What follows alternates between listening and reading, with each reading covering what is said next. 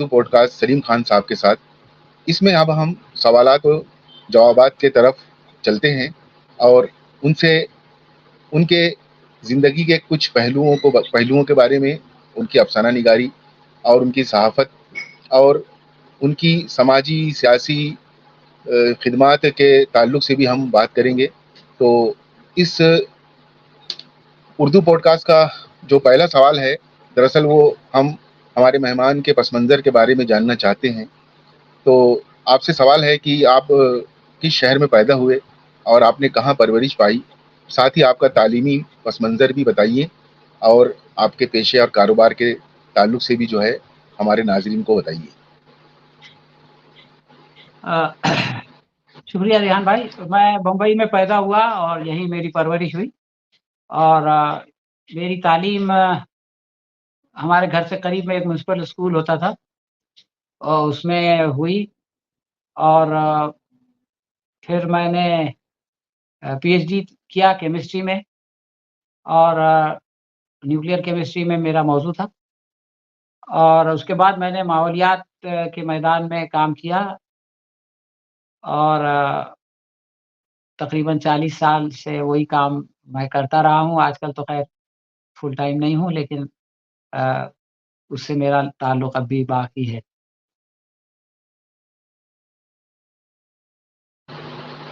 جی، یہ تو بہت ہی مطلب عمدہ بات ہے کہ آپ پی ایچ ڈی جو ہے کیمسٹری سے، وہ بھی اتنے اچھے موضوع سے اور ماحولیات کے تعلق سے آپ کا جو کام ہے. اصل میں ہم ماحولیات کو جو ہے کہنا تو نہیں چاہیے، لیکن ہم جوتے کی نوک پر رکھتے ہیں. ماحولیات ہم اجتماعی، جو ہمارے اندر میں اجتماعی برائیاں ہیں، ہم اس کو کبھی دھیان نہیں دیتے. تو بہرحال بڑی جان کر بڑی خوشی ہوئی کہ آپ ماحولیات کے لیے 40 سال سے کام کر رہے ہیں اور آج بھی اس میں کام آپ کا جو ہے جاری ہے. تو بہرحال لکھنے کا جو سفر ہے آپ کا، وہ کیسے شروع ہوا؟ یعنی کہ لکھنے کا شوق آپ میں کس طرح پیدا ہوا؟ کون اس کے محرک تھے؟ اور افسانہ، جہاں تک افسانوں کا تعلق ہے، تو آپ نے پہلا افسانہ کب اور کیسے لکھا؟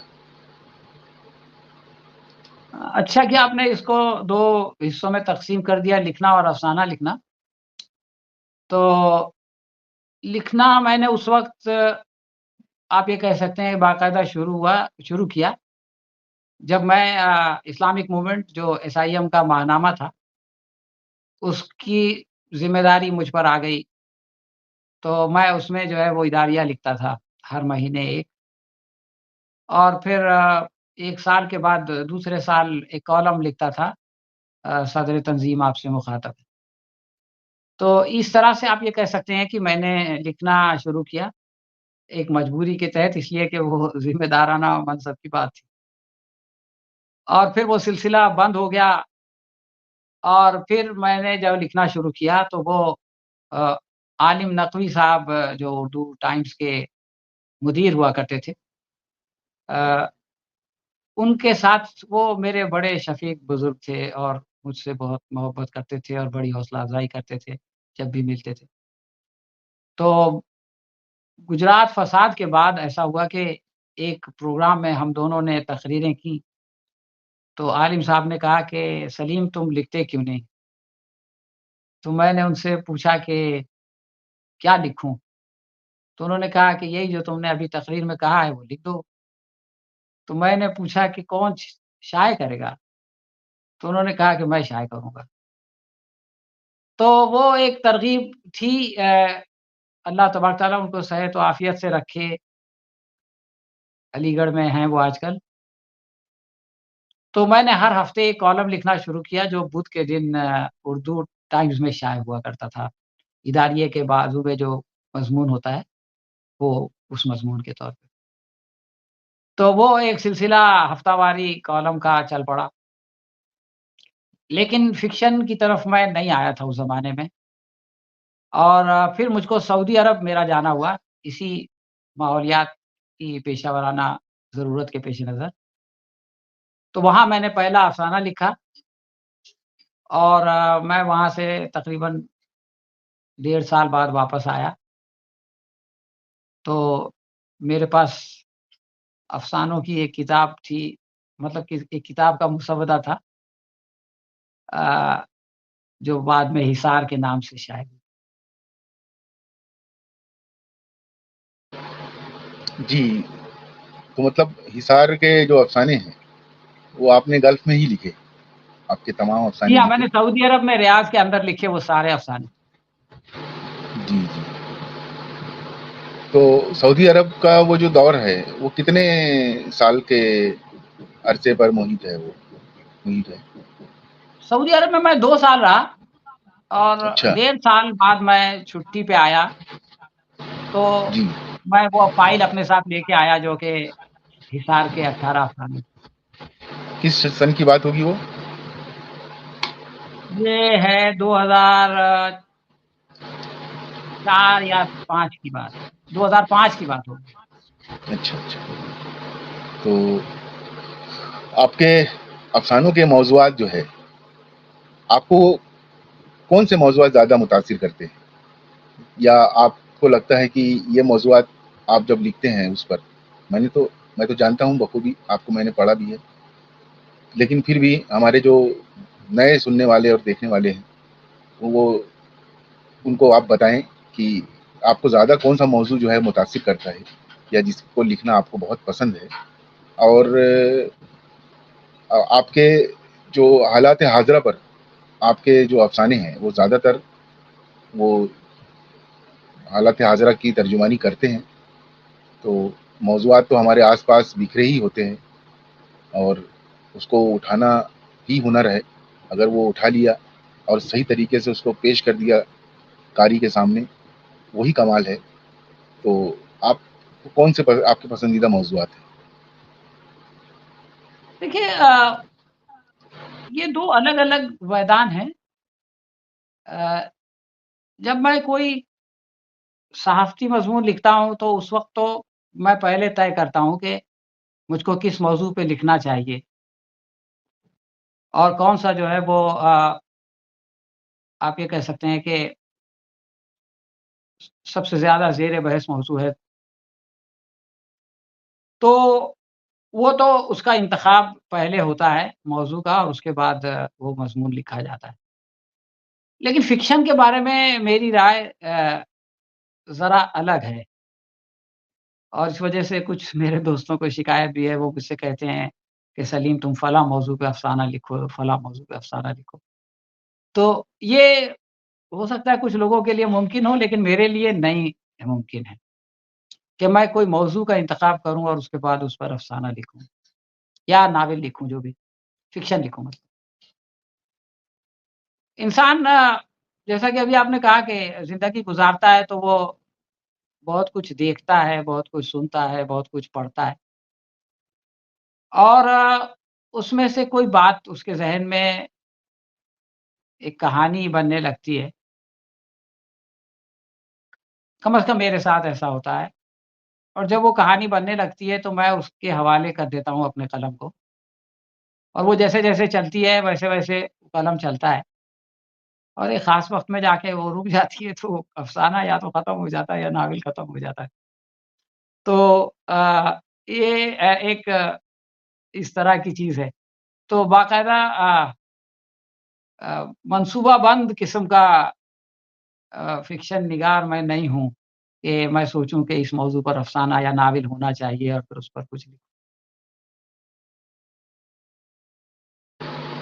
जी, ये बहुत अच्छी बात है और मौज़ूआत की क़ैद में फ़िक्शन अगर लिखा जाए, तो अक्सर हमारे लिखने वाले जो है, वो उसको रिपोर्ट बनाकर पेश कर देते हैं। अक्सर आपने भी देखा है कि हमारे बहुत से नए लिखने वाले जब किसी हालात हाज़िरा के किसी मौज़ू को चुनते हैं, तो वो उसको अभी कोरोना में यही हाल रहा कि कोरोना पे बहुत सारा लिखा गया, लेकिन ज़्यादातर जो है, वो कहीं न कहीं रिपोर्ट लग रही है, उसमें फ़िक्शन नहीं दिखता। तो बहरहाल मैंने आपको जितना पढ़ा है, आपका कोरोना पे बहुत शुरू में मेरे ख़्याल से कोरोना या लॉकडाउन पर बहुत पहले ही लिखने वालों में आपका शुमार होता है। जब लोगों को कोरोना के बारे में बहुत अच्छी से मालूम भी नहीं था, تب آپ کا افسانہ جو ہے وہ بزم افسانہ میں لگا تھا، اور بہت اچھا افسانہ تھا وہ.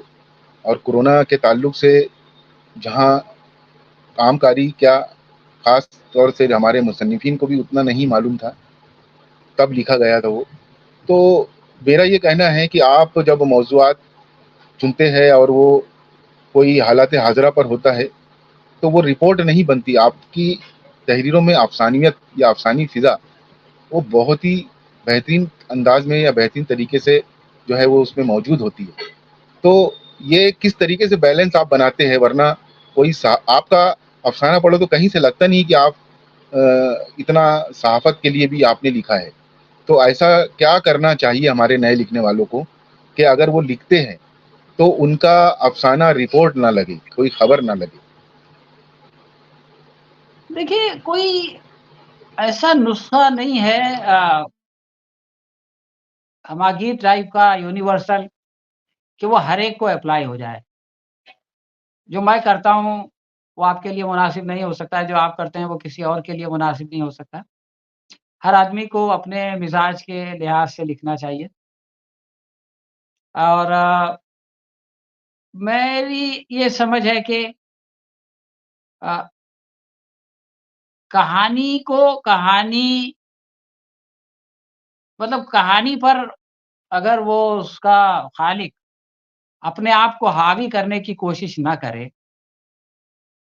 تو وہ کہانی بگڑتی نہیں. کہانی بگڑتی اس وقت ہے جبکہ کہانی کا تقاضا کچھ اور ہوتا ہے اور اس کا لکھنے والا اپنی طرف سے اس کو کہیں اور لے جانا چاہتا ہے، یا کوئی اور اس کے ذہن میں ایک بات ہوتی ہے جو چاہتا ہے کہ اس میں اگر وہ سماتی ہے تو سمائے، نہیں سماتی ہے تو اس پہ تھوپ دیتا ہے. تو اس طرح سے کہانی جو ہے وہ بگڑ جاتی ہے. اس کو آپ کہہ سکتے ہیں کہ اس کا خالق ہی اس کو بس کر دیتا ہے. آپ نے جس افسانے کا حوالہ دیا وہ افسانہ دراصل میرے بھائی ہیں، ان کی طبیعت خراب ہوئی کورونا کے زمانے میں. تو ان کو کورونا نہیں ہوا تھا، وہ بیمار ہوئے اور ان کو اسپتال لے جانا پڑا. تو وہ میرے سے دور تھے، میں ان کے پاس گیا اور میں ان کے ساتھ اسپتال گیا. تو عام طور سے اسپتال جانا ایک الگ تجربہ ہوتا ہے، لیکن کورونا کے زمانے میں اس اسپتال جانا ایک نیا تجربہ. اور پھر میں ان کے ساتھ اسپتال میں رہا. 1-2 دن کے بعد ان کو ڈسچارج مل گیا، وہ گھر آ گئے. تو اس دوران کچھ مشاہدات تھے جو کہ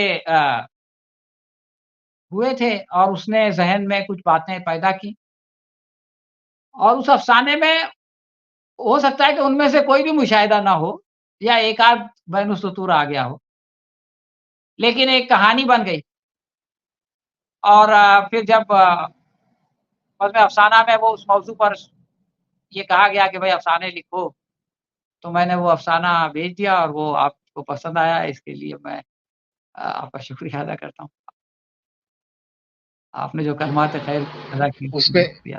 نہیں، اس میں دراصل جو منظر نگاری ہے لاک ڈاؤن کی اور کورونا کے دور کی جو پیچیدگیاں ہیں، اصل میں وہ بہت ہی جاندار تھی. اس کی منظر نگاری جو ہے، جزیات نگاری، کیونکہ اتنے کرنٹ موضوع پر اگر لکھنا ہے تو اتنی اچھی سے منظر نگاری یا جزیات نگاری نہیں کی جا سکتی. لیکن وہ واقع میں آج بھی وہ ذہن میں ہے، اس کے ایک ایک منظر ذہن میں ہے. اور سب سے بڑی بات کہ وہ بہت شروع میں لکھا گیا ہے. کورونائی ادب جب دیکھا جائے گا تو اس میں آپ کا افسانہ بہت ہی شروعاتی دور کا ہے اور بہت ہی بخوبی لکھا گیا ہے. تو وہ مجھے بہت پسند ہے. واقع میں وہ بہت اچھا افسانہ ہے. اور اسے الفاظ ہند کے لاک ڈاؤن زندگی جو جی اسپیشل جی ایشو ہے آپ نے تو وہ اس میں شائع جی بھی جی کیا تھا میں نے. ہاں جی. جی جی تو وہ واقع میں وہ الفاظ ہند کا وہ شمارہ بھی غالباً پہلا شمارہ تھا جو لاک ڈاؤن یا کورونا جی کے ادب پر تھا. جی اور جی آپ کا اس میں وہ شامل ہے، جبکہ وہ بہت شروع میں ہی لکھا گیا تھا اور وہ شروع میں ہی میں نے وہ ایشو نکالا تھا. تو بہرحال جی جی آپ کا تو میں جو سیاسی یا سماجی موضوعات پر جو آپ کے بلاگس ہیں وہ میں تو پڑھتے رہتا ہوں. اور کورونا کے پہلے سے ہی میں آپ سے جڑا ہوں. اور مجھے بال بھارتی کے جو ایگزیکٹو آفیسر ہمارے خان نوید الحق صاحب ہے. انہوں نے کہا کہ بھائی ریحان صاحب یہ سمجھیے کہ سلیم خان صاحب جو ہے وہ میرے استاد ہے. مطلب ہم جو اسٹوڈنٹ کی دور میں جب تھے تو وہ ہمارے کیپٹن تھے یا ہمارے لیڈر تھے بولنا چاہیے. تو اس وقت سے جو انہوں نے آپ کا جو آپ کے تعلق سے جو کلمات میرے ذہن میں بٹھائے ہیں تو خان نوید الحق صاحب کا اگر کوئی لیڈر ہے تو وہ کیسا ہوگا؟ تو وہ سیدھی بات ہے کہ وہ سلیم خان صاحب جیسا ہی ہوگا. تو وہ تو نوید وہ صاحب اس کی دور سے محبت ہے, ہم لوگ اچھے دوست ہیں. جی جی جی. لیکن خان صاحب آپ کو بہت مطلب آپ کو ایز اے لیڈر ہی دیکھتے ہیں. وہ بھلے ہی طالب علم میں آپ ساتھ میں رہے ہیں لیکن وہ بہت آپ کی وہ کرتے ہیں. میں اس پلیٹ فارم پر بھی میں یہ کہنا چاہتا ہوں کہ آپ کا جو میرے سے جو تعلق بنا وہ خان نوید الحق صاحب سے کی وجہ سے بنا. تو بہرحال میرا یہ بولنے کا مطلب ہے کہ آپ روز یا ہفتے میں آپ کے 2 یا 3 بلاگ تو نظر مطلب آپ اتنا وہ لکھنے کے بعد جب افسانہ یا فکشن لکھتے ہیں تو اس کا کوئی خاص وقت ہوتا ہے کیا؟ یا اس دوران آپ کچھ اس طریقے سے بانٹتے ہیں کہ مجھے اس دوران صحافت یا سماجی موضوعات پہ لکھنا ہے اور اس دوران مجھے فکشن پہ لکھنا ہے, اس طریقے کا کچھ ہے کیا؟ نہیں, میں اصل میں بہت ڈس آرگنائزڈ آدمی ہوں. مطلب میرا مزاج ہے تو جو مجھ کو جس وقت جو کام کرنے کے لیے بمبئی کی زبان میں ہم لوگ بولتے ہیں من ہوتا ہے اس وقت وہ کام کرتا ہوں. میرا جی چاہتا ہے کہ ابھی افسانہ لکھوں تو افسانہ لکھوں گا, جی چاہتا ہے کہ مضمون لکھوں تو ابھی مضمون لکھوں گا, یا جی چاہتا ہے کہ کچھ بھی نہیں لکھوں تو کچھ بھی نہیں لکھوں گا. تو میں بہت زیادہ نظم و ضبط کا قائل نہیں ہوں اور اس لیے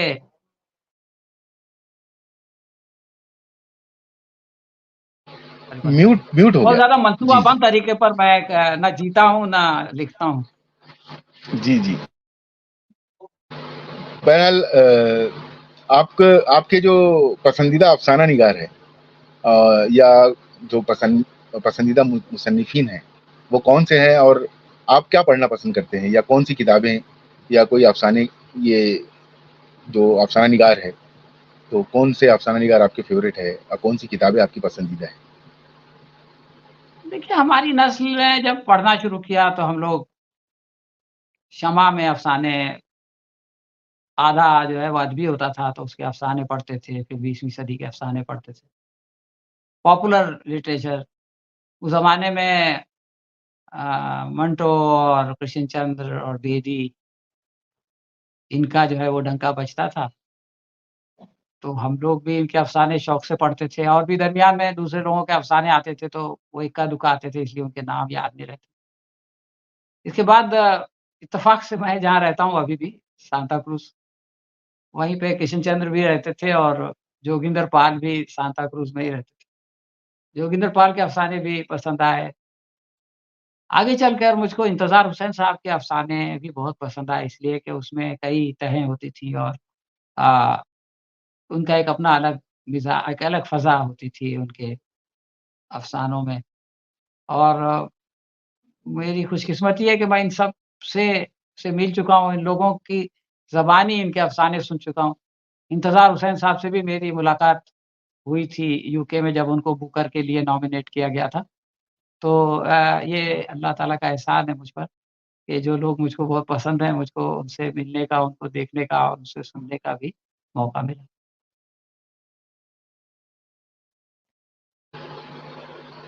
جی بے شک ممبئی جو ہے افسانہ نگاری کا گڑھ کہا جائے تو مطلب غلط نہ ہوگا. ہندوستان کے جو جتنے بھی بڑے افسانہ نگار ہیں, فکشن رائٹرس ہیں, ان کا کہیں نہ کہیں تعلق ممبئی سے ہی رہا ہے.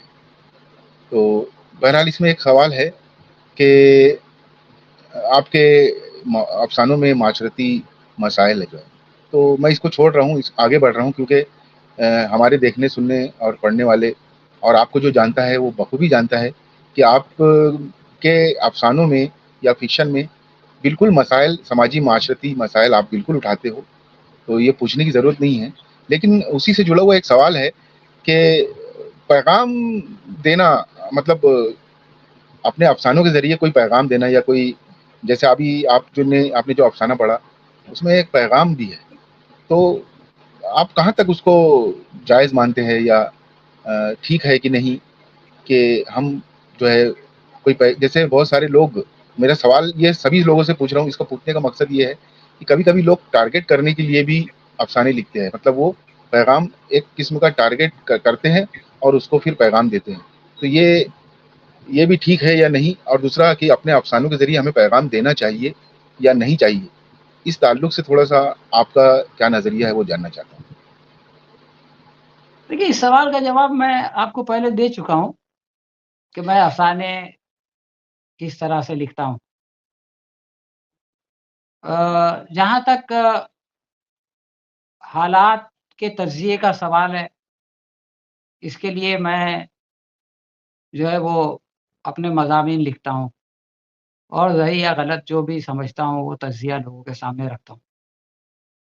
اسی طرح سے میرا تعلق جماعت اسلامی سے ہے، اور جماعت میں بہت سارے ایسے مواقع ہوتے ہیں کہ جہاں عبرت و نصیحت کی باتیں کرنے کا موقع ملتا ہے، درس و تدریس کا موقع ملتا ہے، تو میں وہ جو نصیحت اور پیغام دینے کا معاملہ ہے وہ اس میں کرتا ہوں، اس لیے کہ وہ پروگرام اسی لیے ہوتا ہے۔ جمعہ کا میرا جو مضمون ہوتا ہے، جمعہ نامہ، وہ اسی مقصد کے لیے لکھا جاتا ہے، تو اس میں بھی یہی ہوتا ہے۔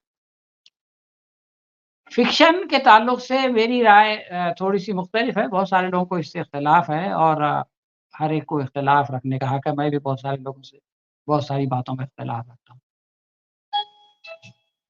میں یہ سمجھتا ہوں کہ ہر واقعہ جو ہے وہ اپنے اندر ایک پیغام رکھتا ہے، وہ پیغام دیتا نہیں، اور ایک واقعے سے الگ الگ لوگ الگ الگ پیغام لیتے ہیں۔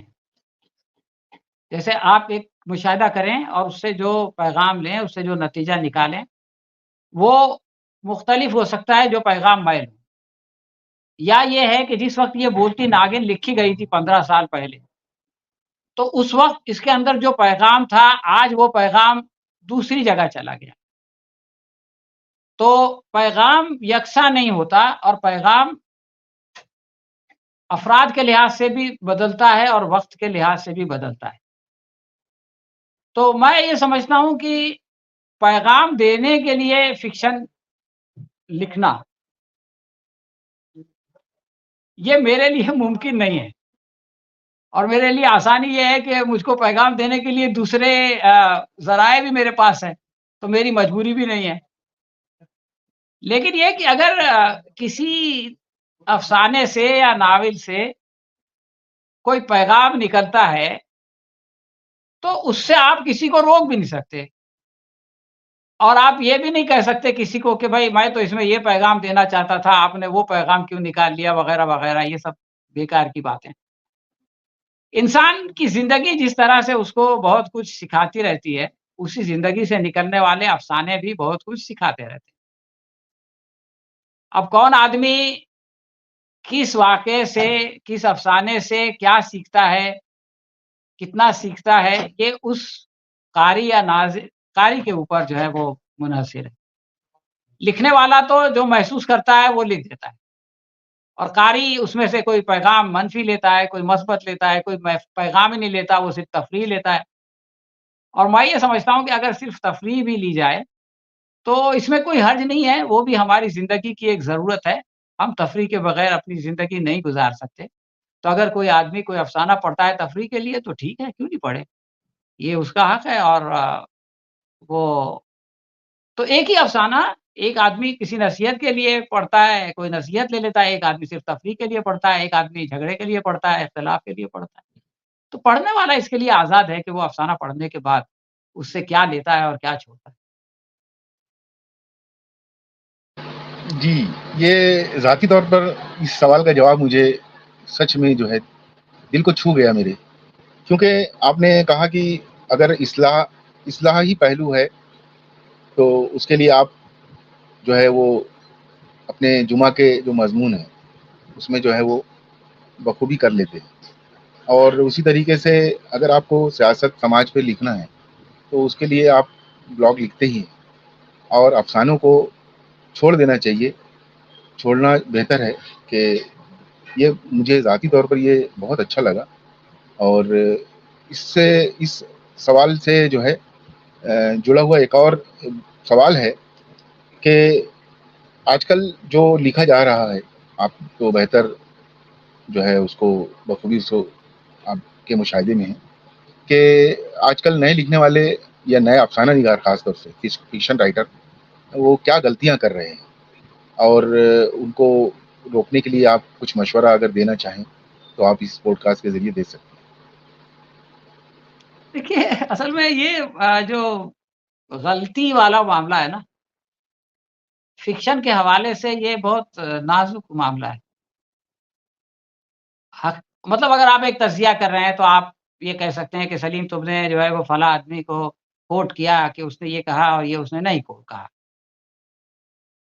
تو مجھ کو ماننا پڑے گا کہ ہاں بھائی میں نے اس کو جو اس کا حوالہ دیا اس میں غلطی کی۔ یا آپ یہ کہہ سکتے ہیں کہ سلیم تم نے اس معاملے کا یہ پہلو دیکھا اور یہ پہلو جو ہے وہ نظر انداز کر دیا۔ تو مجھ کو یہ ماننا پڑے گا کہ ہاں دونوں پہلوؤں پر مجھ کو نظر ڈالنی چاہیے تھی اور ایک پہلو مجھ سے نظر انداز ہو گیا تو یہ میری غلطی تھی۔ لیکن فکشن کے حوالے سے آپ یہ بات نہیں کہہ سکتے۔ اس لیے کہ وہ تو اس کی تخلیق ہے جس نے اس کو لکھا ہے۔ کوئی اور اس کو یہ بولنے والا کون ہے کہ آپ نے یہ غلطی کی، آپ کو ایسا نہیں لکھنا چاہیے تھا، آپ کو اس کے بجائے ایسا لکھنا چاہیے تھا۔ میں ذاتی طور سے کسی کا ڈکٹیشن نہیں لیتا اور میں ذاتی طور سے کسی کو ڈکٹیٹ کرنے کا قائل نہیں۔ ہر آدمی کو حق ہے کہ جیسے چاہتا ہے ویسا لکھے۔ ہاں، میں یہ کہتا ہوں کہ اگر کسی کی کوئی بات مجھ کو ٹھیک نہ لگے تو میں اس کو بول سکتا ہوں۔ وہ اس کے لیے آزاد ہے کہ وہ میری بات کو مانے یا نہیں مانے۔ اسی طرح سے کسی کو میری کوئی بات غلط لگے تو وہ مجھ سے کہہ سکتا ہے کہ سلیم تمہاری یہ بات غلط ہے، اور یہ میرا اختیار ہے کہ میں اس کی بات کو مانوں، شکریہ ادا کروں، یا میں یہ بولوں کہ نہیں بھائی آپ کی میری بات سمجھ میں نہیں آئی۔ تو فکشن کی دنیا میں کسی کو یہ اختیار نہیں ہے کہ وہ کسی سے کہے۔ ہاں، انسان خود اپنی اصلاح کر سکتا ہے۔ انسان کو جب کوئی بتاتا ہے یا وہ خود دوبارہ اپنی تخلیق کو دیکھتا ہے تو اس کو یہ لگتا ہے کہ مجھ کو ایسا نہیں ایسا کرنا چاہیے تھا، یہ بہتر تھا۔ آئندہ وہ خیال رکھ سکتا ہے یا پرانی تخلیق کی اصلاح کر سکتا ہے۔ لیکن میں اس کا قائل ہی نہیں ہوں کہ میں کوئی آ کے مجھ کو بتانا شروع کر دے کہ بھائی سلیم تم نے یہ غلطی کی، یہ تم کو نہیں کرنا چاہیے تھا، وہ نہیں کرنا چاہیے تھا۔ اگر کوئی ایسا کرنے لگے تو میں شکریہ ادا کر کے اس کو گڈ بائی کر دیتا ہوں۔ اور میں خود اپنے آپ کو اس پوزیشن میں نہیں لانا چاہتا کہ میں کسی سے کہوں۔ ہاں، کسی کی کوئی بات مجھ کو ٹھیک نہیں لگتی ہے تو میں بولتا ہوں یار یہ مجھ کو بات ٹھیک نہیں لگا، آپ اس پہ غور کرو، ہو سکتا ہے میں غلط ہوں یا ہو سکتا ہے آپ غلط ہیں۔ لیکن آپ غلط ہیں یا صحیح ہیں اس کا فیصلہ میں نہیں کر سکتا، اس کا فیصلہ آپ کریں گے۔ اور جو چیز مجھ کو غلط لگ رہی ہے وہ غلط ہو یہ ضروری نہیں ہے۔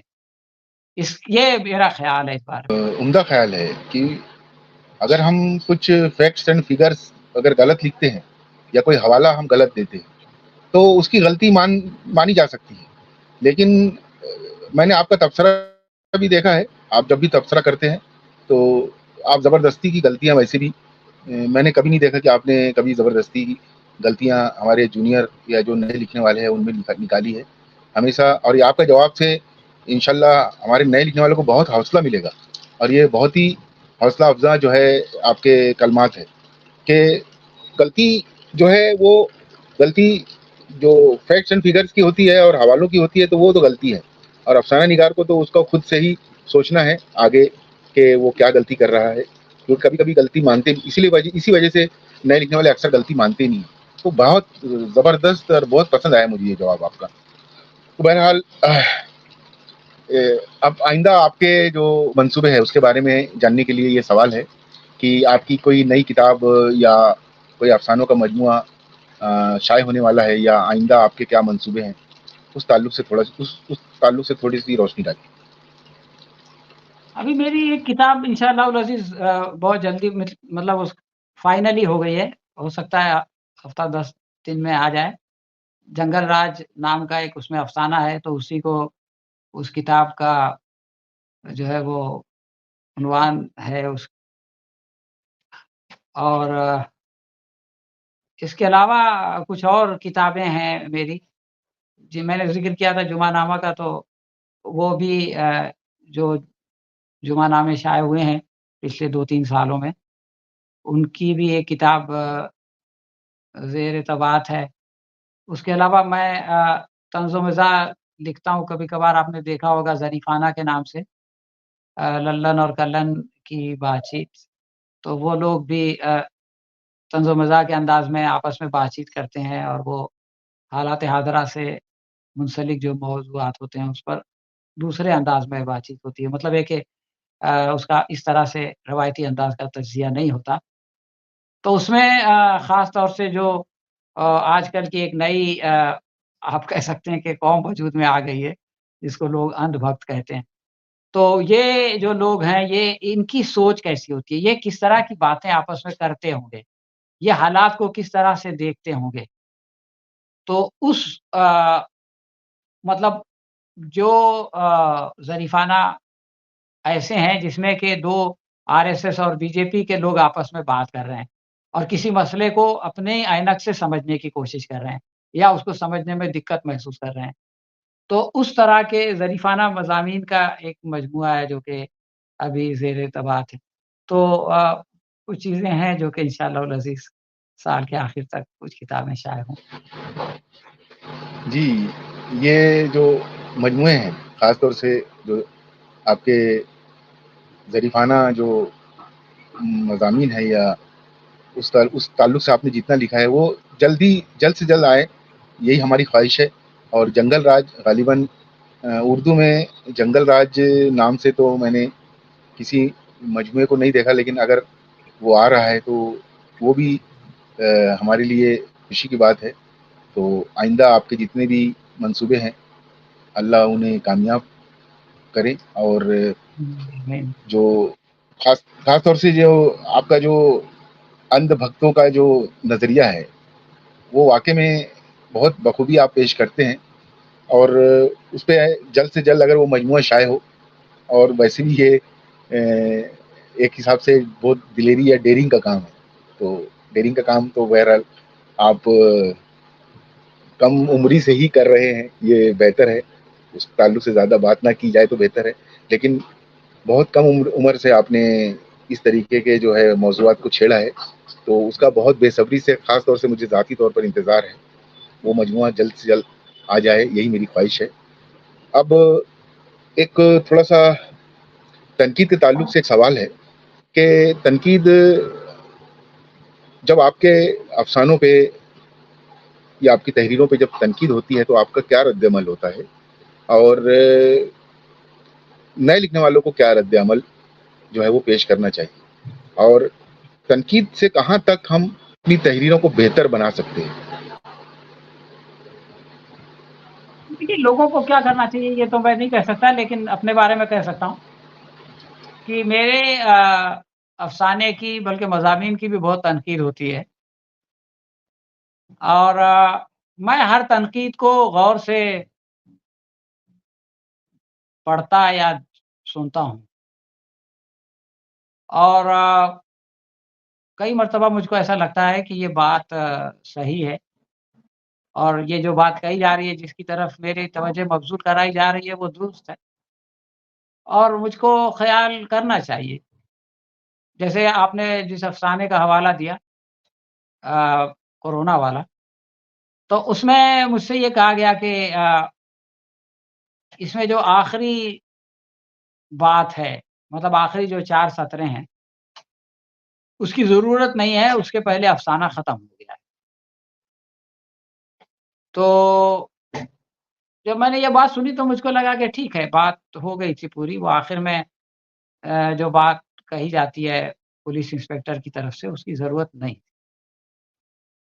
کبھی-کبھار مجھ کو تنقید سننے کے بعد ایسا لگتا ہے کہ ترسیل کا مسئلہ ہے، مطلب یہ بات ان تک نہیں پہنچی جو میں کہنا چاہتا تھا۔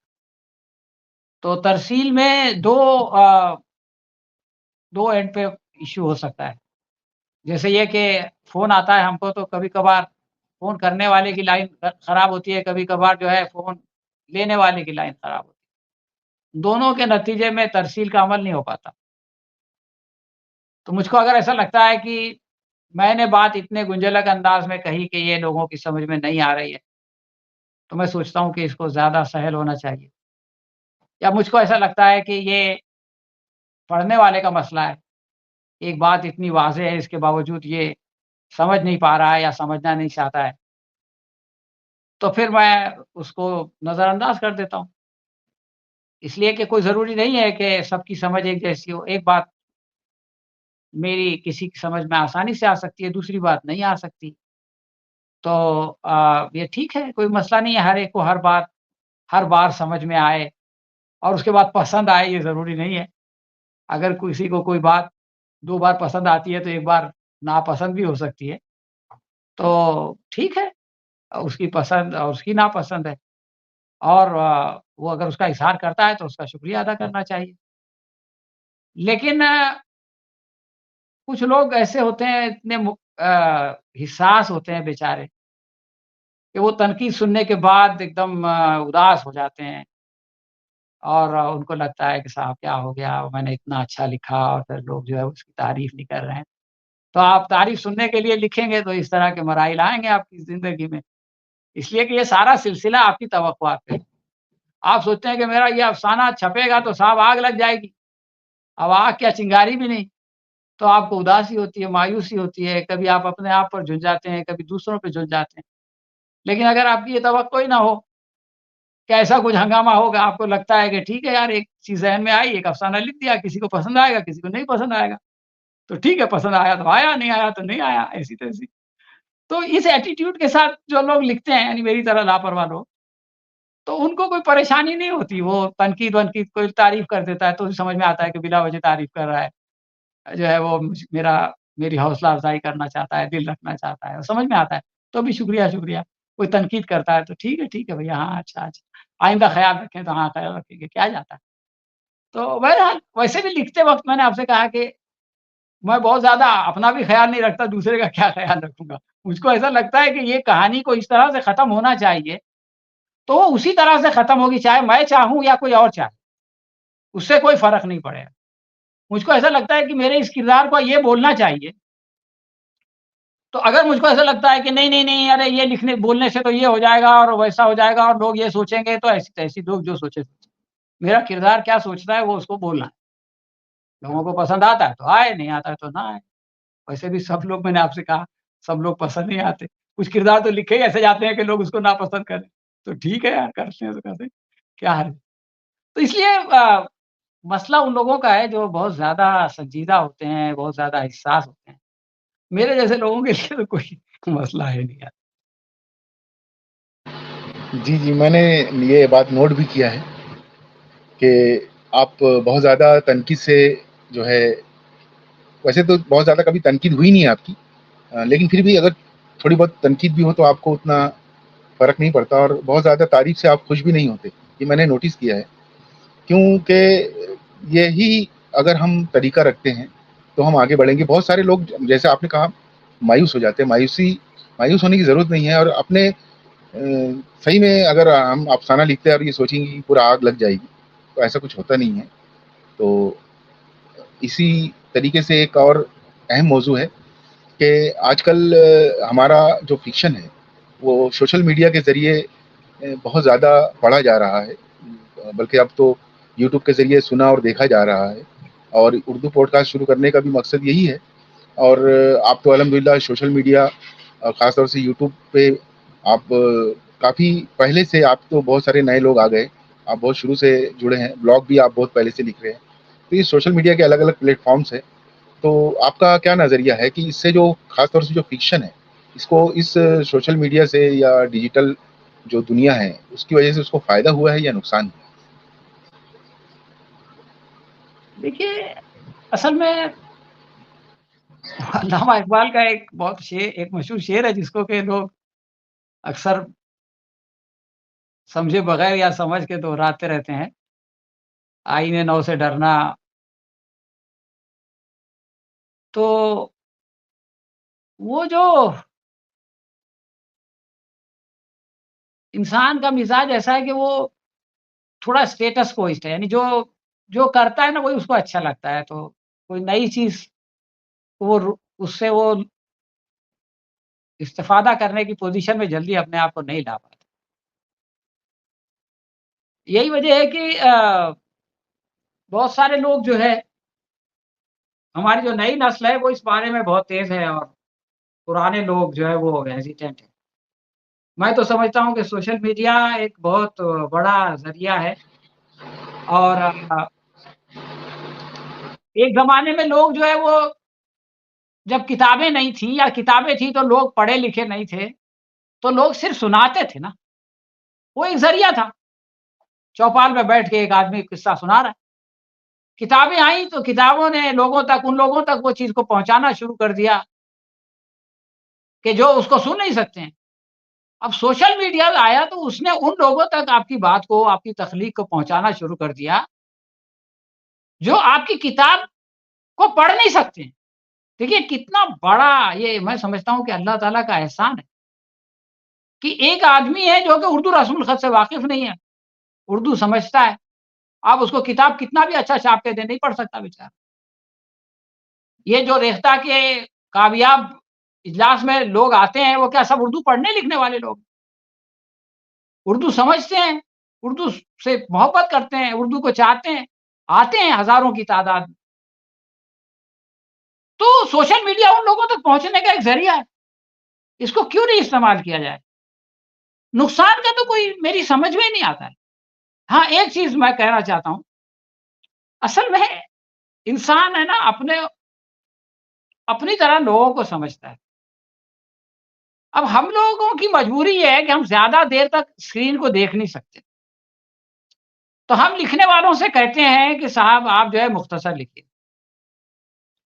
मैंने देखा है लोग जो है वो आपकी जो टैब होता है, उसके ऊपर किताबें पढ़ते हैं, नावलें पढ़ते हैं, बड़े-बड़े रिसर्च आर्टिकल्स होते हैं कि नहीं होते? क्यों डाले जाते हैं? इसीलिए कि लोग पढ़ते हैं। अब हम बजाय इसके कि अपनी जैसे कागज़ पे पढ़ने की हमारी आदत बनी हुई है, वैसे स्क्रीन पे पढ़ने की आदत बनाएँ। हम लिखने वालों से को जो है वो नसीहत करना शुरू कर देते हैं। तो ये तो अजीब बात है। आज दुनिया में लाखों किताबें बल्कि करोड़ों में होगी उनकी तादाद, जो कि इलेक्ट्रॉनिकली पढ़ी जाती हैं भाई। तो ठीक है, ये हमारी जनरेशन है जिसने किताबों को पढ़ा है तो उसको जो है वो स्क्रीन पे चीज़ें पढ़ने में उलझन होती होगी। लेकिन आने वाली जनरेशन को नहीं होगी, उसको तो कागज़ पे पढ़ने पे उलझन होगी। और सुनने में क्या जाता है?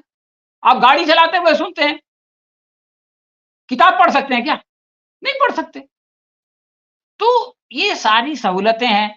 आप कहीं इंतज़ार कर रहे हैं, वहाँ आपके पास किताब नहीं है, आपका जी चाहता है कि यार किताब साथ में होती तो मैं पढ़ता। वो किताब आपके मोबाइल में है, आप पढ़ना शुरू कीजिए। वो किताब अगर रिकॉर्डेड है, आप सुनना शुरू कीजिए। तो ये चीज़ तो आपके साथ चलती है। जब आपको मर्ज़ी है, आपके लिए अवेलेबल हो जाती है। तलाश कर देता है गूगल आपको ढूँढ-ढाँड़ के आपकी लाइब्रेरी में किताब है, आपको मिलती नहीं। आप गूगल से बोलिए वो जो है वो जाके वेबसाइट में से निकाल के लाके आपके सामने खड़ा कर देगा। तो ये जो मसला है ना, आईने नौ से डरना, तर्ज़े कुहन पे अड़ना, मंज़िल यही कठिन है कौमों की ज़िंदगी में, ये वो मसला है। वरना मैं ये समझता हूँ कि आज के दौर में ये एक बहुत बड़ी नेमत है और अगर हमने इसका इस्तेमाल नहीं किया तो ये कुफ़रान नेमत है।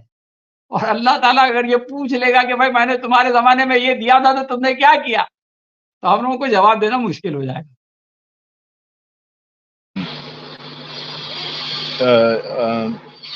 कुछ साल पहले नागपुर में अदब-ए-इस्लामी का एक प्रोग्राम हुआ था, तो मुझे यही टॉपिक मिला था, डिजिटल उर्दू दुनिया। तो मैंने लिखा था कि जैसे हलाकू खान जो है या चंगेज़ खान है, ये इन लोगों ने बगदाद में जब लाइब्रेरियाँ जलाई थी, तो काफ़ी दूर कई किलोमीटर तक जो है समुंदर जो है, वो काला हो गया था। इतनी किताबें जलाई गई थी। तो डिजिटल दुनिया में कम से कम कोई हलाकू या चंगेज़ खान जो है, वो हमारी किताबों को जला नहीं सकता। तो ये सही में आपने फरमाया कि ये नेमत है, तो वाक़ई में ये नेमत है और ये सवाल भी इसका जवाब भी मुझे ज़ाती तौर पर बहुत अच्छा लगा, बहुत पसंद आया और हमारे सुनने वालों को भी पसंद आएगा। और अब आखिरी सवाल है कि अफ़साना निगारी آپ کی نظر میں کیا ہے؟ اور افسانچہ نگاری جو آج کل کافی لکھی جا رہی ہے، اس پہ افسانچے لکھے جا رہے ہیں، تو آپ کے نظریے اس پر کیا ہے کہ افسانہ نگاری اور افسانچہ نگاری پر بھی تھوڑا سا فرمائیں، اور افسانہ نگاری کا مشکل آپ کیسا دیکھتے ہیں آگے؟ دیکھیے،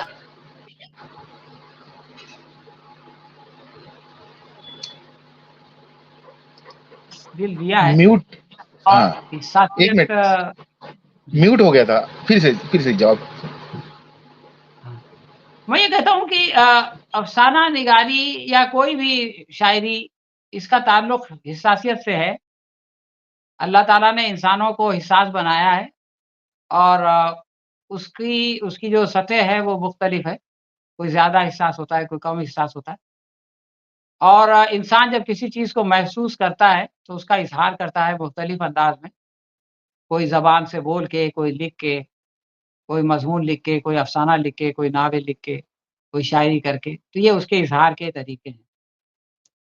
تو جب تک انسانوں کے اندر یہ صلاحیتیں رہیں گی، اس وقت تک افسانہ رہے گا. اس کے مستقبل کو کوئی خطرہ لاحق نہیں ہوگا.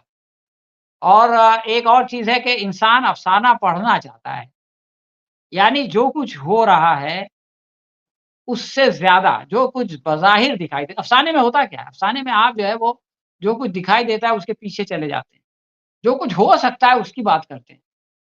تو انسان یہ جاننا چاہتا ہے، اس کو اچھا لگتا ہے، خوشی ہوتی ہے، مزہ آتا ہے، لطف ہوتا ہے. تو یہ ایک تو افسانہ لکھنے کی ایک ارج موجود ہے لوگوں میں، اور افسانہ پڑھنے کی ایک ضرورت بھی لوگوں میں موجود ہے. تو اس لیے افسانہ نگاری میرا خیال ہے کہ وہ ختم نہیں ہوگی. اس کا اب وہ پہلے لوگ کاغذ پہ پڑھتے تھے یا کانوں سے سنتے تھے، اب وہ اسکرین پہ پڑھیں گے. لیکن یہ سلسلہ میرا خیال ہے کہ نہیں رکے گا. تو افسانے کا مستقبل میں تو روشن ہی دیکھتا ہوں. اور جیسے حالات ہوں گے، جیسے اچھے فنکار ان کو لکھیں گے، اتنے اچھے افسانے لکھے جائیں گے. میں تو پرامید رہتا ہوں، رجائیت پسند انسان. افسانچہ ہم لوگ ایک زمانے میں کہتے تھے کہ افسانے کا بچہ ہے. مختصر میں بات کہی جاتی ہے. مختصر افسانہ لکھنا مشکل ہے، اس میں کوئی شک نہیں. اور جو لوگ اچھے افسانچے لکھ رہے ہیں وہ واقعی مبارکباد کے قابل ہیں کہ وہ چند الفاظ میں، جیسے آپ لکھتے ہیں 100 الفاظ کی کہانی، تو یہ بہت مشکل ہے مجھ جیسے کسی انسان کے لیے جو کہ بس لکھتا ہی چلا جاتا ہے اور لوگ جو ہے وہ بور ہوتے چلے جاتے ہیں. لیکن افسانچے کی اپنی ضرورت اور اہمیت ہے. جیسے میں سمجھتا ہوں یہ فکشن کی ایک صنف ہے، اور اس کو الگ سے اس کی حیثیت کو تسلیم کرنا چاہیے. جیسے مثال کے طور پر ہم لوگ شاعری کی الگ الگ اصناف کو جو ہے وہ تسلیم کرتے ہیں کہ بھئی یہ رباعی ہے، یہ قطع ہے، یہ غزل ہے، یہ نظم ہے، یا یہ قصیدہ ہے، یا یہ مرثیہ ہے. تو سبھی شاعری ہے، لیکن یہ کہ اس کی اپنی، ہر ایک کی اپنی ایک اپنا تشخص ہے. اسی طرح سے افسانچے کا اپنا تشخص ہے اور افسانے کا اپنا تشخص ہے. تو ان دونوں کو مثنوی مثنوی ہے اور قطع قطع ہے. تو نہ تو مثنوی کی جگہ قطع لے سکتا ہے، نہ قطع کی جگہ مثنوی لے سکتی ہے. تو ان دونوں کا اپنا اپنا مقام ہے فکشن میں، اور اس کو تسلیم کرنا چاہیے. اور ان دونوں میدانوں میں میں سمجھتا ہوں اچھا کام. جی بہت شکریہ، بہت مزہ آیا کہنا چاہیے، اور خاص طور سے ہمارے نئے لکھنے والوں کے لیے، اور سوشل میڈیا پر جو لکھ رہے ہیں ان کے تعلق سے بھی آپ نے کافی حوصلہ دیا ان لوگوں کو. تو بہرحال آج کی اس پوڈ کاسٹ میں سلیم خان صاحب کے تعلق سے ہمیں یہ پتہ چلا کہ آپ کیمسٹری سے آپ نے پی ایچ ڈی کی ہے، ماحولیات سے آپ 40 سال سے وابستہ ہے، اور جو ہے کافی عرصہ اسی تعلق سے آپ گلف میں بھی رہے. اور سب سے خاص بات کہ جنگل راج اور آپ کی طنز و مزاح کے جو کچھ مضامین ہے اس کا مجموعہ بھی آئندہ منصوبے میں شامل ہے. اور خاص طور سے ڈیجیٹل دنیا یا سوشل میڈیا کے تعلق سے اور نئے لکھنے والوں کو جو آپ نے مشورہ دیا اور غلطیوں کے تعلق سے آپ نے جو دلیل پیش کی، واقع میں وہ قابل تحسین ہے. بہت ہی عمدگی سے آپ نے بہت ہی بے باکی سے اور ماہرانہ انداز میں آپ نے بات رکھی. تو میں مدھیہ بھارت ٹائمز اور ماہنامہ الفاظین کی جانب سے آپ کا بہت بہت شکریہ ادا کرتا ہوں. جی ممنون ہوں، آپ نے موقع دیا، شکریہ.